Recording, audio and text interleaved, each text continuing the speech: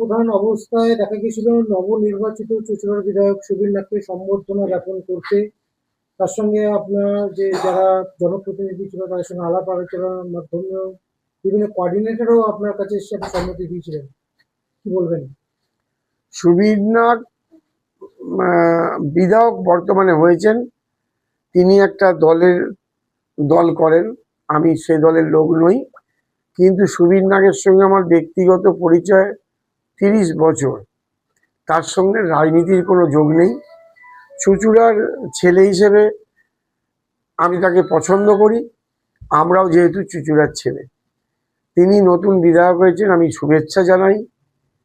আশা ছিল তিনি বিধায়ক হিসেবে কাজ করবেন, আমি পৌরপ্রধান হিসেবে আমাদের কাউন্সিলর দিয়ে নিয়ে থাকবো, উভয়ে চুঁচুড়া শহরটার জন্য কিছু করব। কিন্তু পরিবেশ পরিস্থিতিতে আমি নিজেকে সরিয়ে নিলাম। সুবীর নাগের প্রতি আমার অফুরন্ত শুভেচ্ছা রইল। আশা করি সে চুঁচুড়োর মানুষের পাশে থাকবে। আমি ব্যক্তিগতভাবে চাই গোটা চুঁচুড়োর মানুষ, আমার চুঁচুড়োর পৌরসভার যত স্টাফ আছে পার্মানেন্ট ক্যাজুয়াল, তারা সবাই ভালো থাকুক, আনন্দে থাকুক, তাহলেই আমার ভালো লাগবে।